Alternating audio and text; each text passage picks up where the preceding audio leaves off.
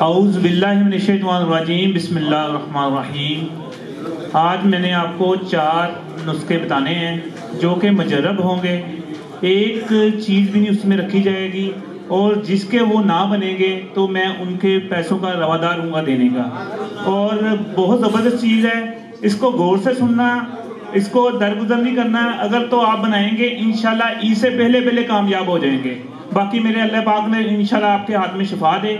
और जैसे कैंसर का नुकसान इन्होंने बताया, एक छोटी सी बस एक टिप ही है, इसमें आपने सरस के बीज लेने हैं अपने 1 पाव, ठीक है, और कच्चा रस कपूर उसमें 1 तोला उसमें खल कर देना है, अच्छी तरह खल करना है। सराख के बगैर सरस के बीज लेने हैं, आप अच्छी तरह खल कर दें। मरीज को 250 mg का कैप्सूल 3 टाइम दें। इंशाल्लाह आपके जो कैंसर मरीज की रसोलियाँ होंगी ना, गिल्टियाँ होंगी, वो खत्म हो जाएंगी इसी फार्मूले से। ये मैंने खुद दिया मरीज को, माशाल्लाह उसकी मेरे पास रिपोर्ट है। हाँ जी, 1 तोला रस कपूर और 1 पाव सरस के बीज जिसमें सुराख नहीं हो वो लेने।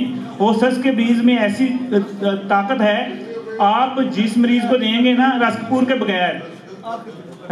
के बगैर जिस मरीज को देंगे, उसे जो सांस का मरीज है, जैसे सीढ़ियाँ चढ़ता है सांस चढ़ जाता है, बैठता सांस चढ़ जाता है, बात करता सांस चढ़ जाता है, उसको ये कैप्सूल दें 3 दिन के बाद कहें कि भाग।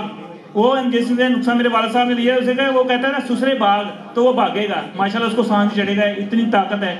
सरस को कहते हैं सुल्तानुल इश्जार, ये मसलन दरख्तों का ये बादशाह है।